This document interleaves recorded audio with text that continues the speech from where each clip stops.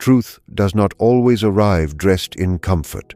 More often, it comes quietly, pressing against the walls of the story you have carefully built. When it concerns someone you deeply care about, the resistance becomes even stronger. You may feel a tightening in your chest when doubts surface, or an urge to quickly defend them in your thoughts. That reaction is natural. The mind is designed to protect emotional bonds because attachment feels like safety. Yet the very discomfort you are trying to avoid may be the signal that something important is asking to be acknowledged. When truth challenges your image of a person, it does not mean your feelings were foolish. It means your perception is evolving. Growth often begins with the uneasy realization that what you hoped for does not fully align with what is actually happening. You might notice inconsistencies, broken promises, or subtle patterns that repeat despite your patience. Instead of dismissing these signs, consider them carefully. Truth is not cruel. It is clarifying. It separates what is real from what is imagined. In doing so, it invites you to step out of emotional fog and into awareness. This process can feel like loss, but it is also liberation. When you allow yourself to face what is present rather than what you wish were present, you reclaim your clarity. Discomfort then becomes a guide rather than an enemy. It leads you toward a more grounded understanding of both the other person and yourself. And in that grounded space, you begin to make decisions not from fear of losing someone, but from respect for your own inner stability. Emotional attachment has a subtle power to reshape reality in ways we rarely notice. When you care deeply for someone, your perception does not remain neutral. It bends gently toward hope. You begin to highlight their strengths and quietly minimize their shortcomings. Small red flags are reframed as misunderstandings. Patterns of behavior are excused as temporary phases. This is not weakness. It is the psyche attempting to preserve connection. Attachment creates a bond that feels essential, and the mind works hard to protect what feels essential. Yet in doing so, it can blur the clarity you once had. You may find yourself defending them to others, and even more intensely, defending them to yourself. You replay conversations and interpret their words in the most favorable light. You focus on who they could become rather than who they consistently show themselves to be. Over time, this selective perception forms a narrative that feels true simply because it has been repeated in your thoughts. The difficulty arises when reality does not cooperate with that narrative. Disappointment then feels sharper, not because the behavior is new, but because it contradicts the image you have been holding. This is the quiet distortion attachment can create. It does not lie openly, it edits gently. To step out of this distortion requires courage. It asks you to observe without immediately justifying. It asks you to see patterns instead of isolated moments. When you begin to do this, clarity returns slowly but steadily. You recognize that love does not require blindness, and understanding does not demand self-deception. Seeing someone clearly does not erase the feelings you have for them, but it does anchor those feelings in reality. And from that grounded place, you regain the ability to choose consciously rather than react emotionally. There are parts of you that you rarely show to the world. These hidden aspects do not disappear simply because they are unacknowledged. They wait beneath the surface, influencing your choices in quiet but powerful ways. When you feel intensely drawn to someone, it is worth asking what within you is responding so strongly. Sometimes the attraction is not only about who they are, but about what they represent. They may embody qualities you have suppressed, fears you have avoided, or desires you have not fully admitted to yourself. This is how the unseen parts of your inner world begin to participate in your relationships. You might admire their confidence because you struggle to express your own. You might tolerate their unpredictability because chaos feels strangely familiar. These patterns are not random. They reveal a dialogue between your conscious self and the parts you have pushed aside. When this person disappoints you or behaves in ways that unsettle you, the reaction often feels deeper than the situation itself. It touches something older. That intensity is a clue. The relationship becomes a mirror reflecting qualities you have not fully integrated within yourself. Instead of seeing this as failure, consider it an opportunity. The discomfort points toward growth. When you recognize that your reactions are connected to your own inner landscape, you regain power. You are no longer only reacting to them, you are learning about yourself. This awareness allows you to choose differently. You can decide whether the connection supports your development or reinforces unresolved patterns. By acknowledging the hidden influences within you, relationships become less about chasing fulfillment and more about understanding your own complexity. In that understanding, you begin to relate from wholeness rather than from unexamined need. If you look closely at your relationship history, you may notice certain themes repeating themselves. The faces change, the circumstances shift, yet the emotional outcome feels strangely familiar. Perhaps you often feel unchosen, misunderstood, or left waiting for consistency. At first, it seems like coincidence. You tell yourself that each situation is unique, but repetition carries meaning. When similar dynamics appear again and again, they are rarely accidents. They point toward unresolved inner conflicts seeking attention. The mind is drawn to what feels familiar, even if that familiarity once caused pain. It attempts to master old wounds by recreating scenarios that resemble them. Without awareness, you may step into these patterns believing this time will end differently. Hope fuels the cycle, yet hope alone cannot transform what remains unconscious. The moment you begin to recognize the pattern is the moment you interrupt it. Instead of focusing solely on what the other person did or failed to do, you ask a deeper question. Why does this dynamic feel known to me? That inquiry shifts responsibility back to your own growth.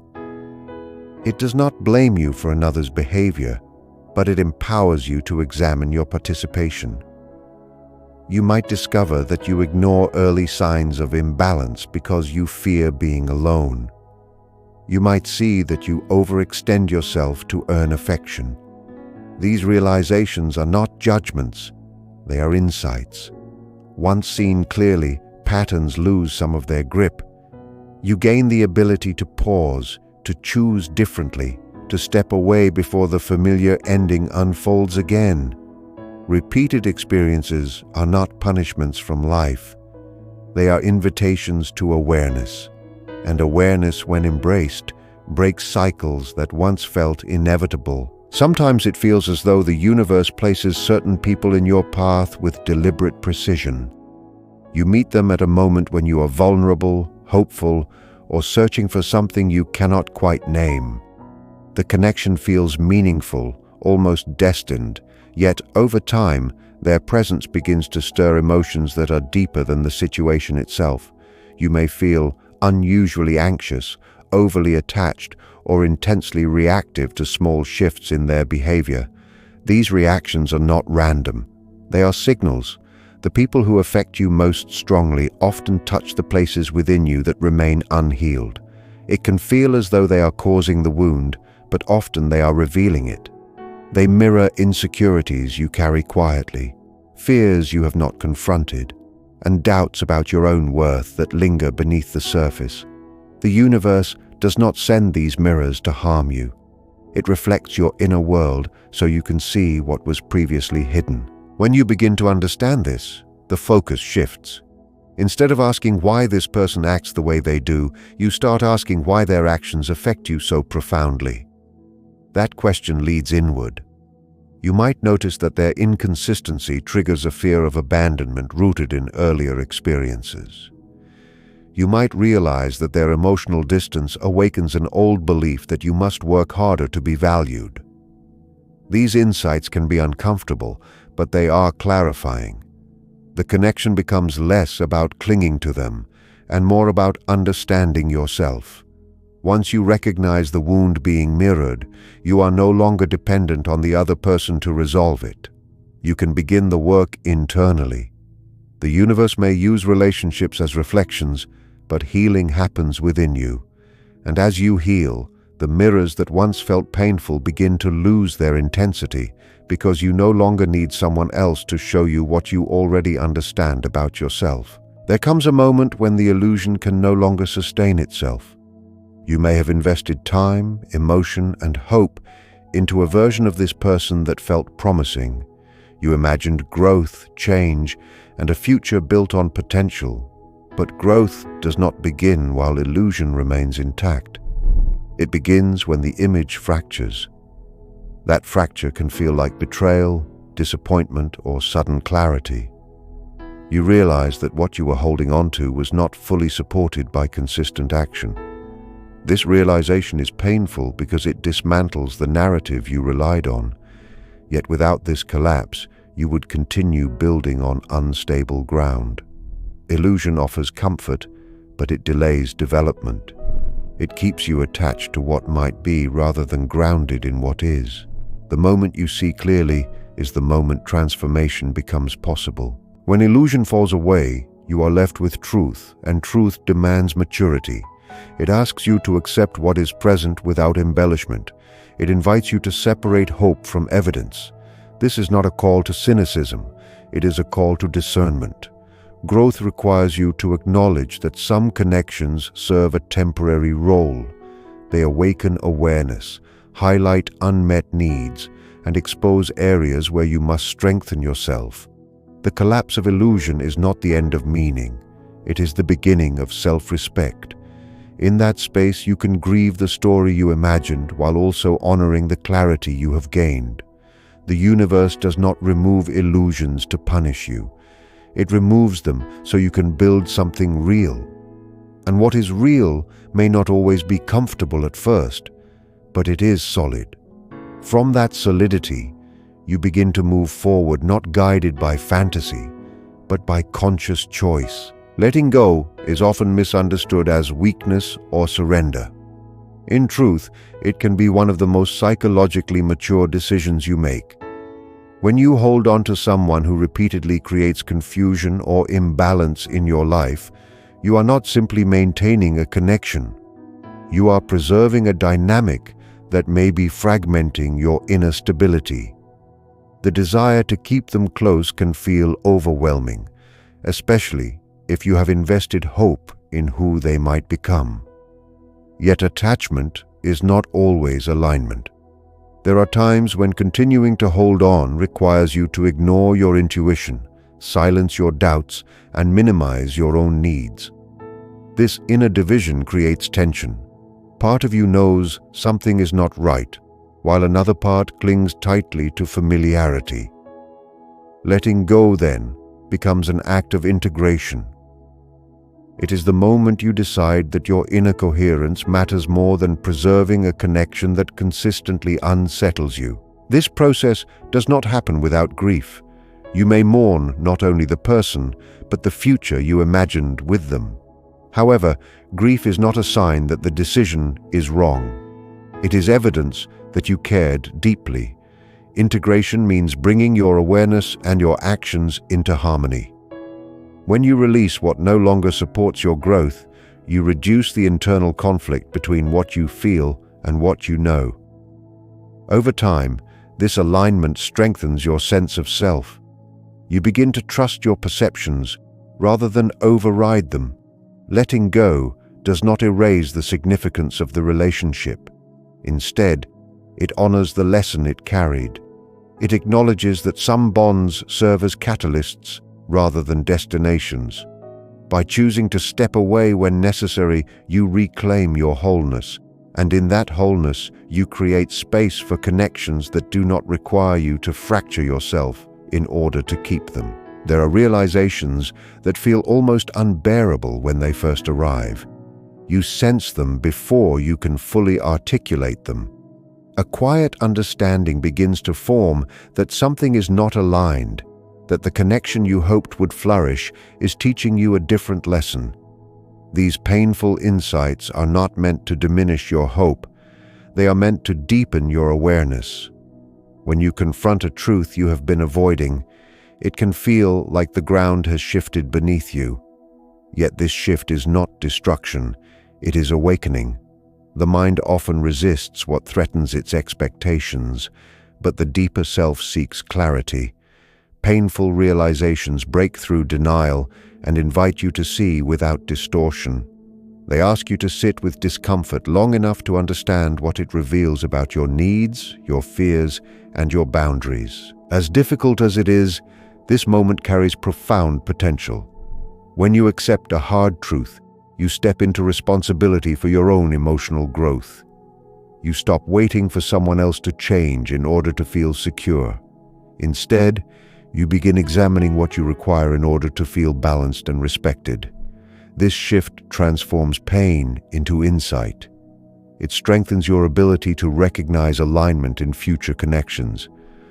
The universe does not deliver difficult realizations to punish you. It delivers them to refine you. Each time you face reality, instead of retreating into illusion, your inner foundation becomes steadier. You learn that awareness, even when uncomfortable, is a form of empowerment. Over time, what once felt like a wound becomes wisdom, and that wisdom guides you forward, not with bitterness, but with clarity and self-trust. At some point, you must confront a quiet but unsettling question. Are you in love with the person, or with the idea of who they could become? Possibility can be more intoxicating than reality.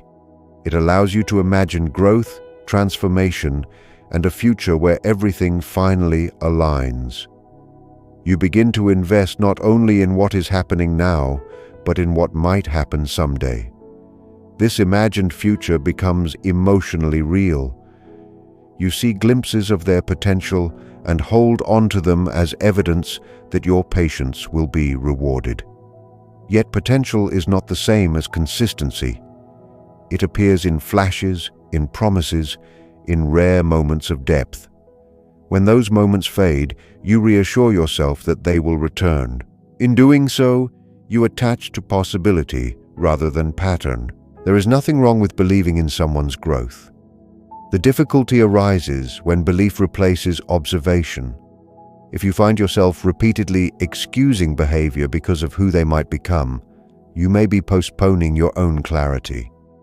The mind prefers hope to disappointment, so it chooses the version of reality that feels less painful. But maturity asks for something different. It asks you to evaluate what is sustained, not what is sporadic. It invites you to measure actions rather than words. When you begin to focus on what is consistently present, you may feel a wave of grief. That grief signals the gap between fantasy and fact. Closing that gap requires courage. It means accepting that love cannot thrive on possibility alone. When you release attachment to who they could be, you regain the power to decide whether who they are aligns with your needs. And that decision, though difficult, restores your balance and self-respect.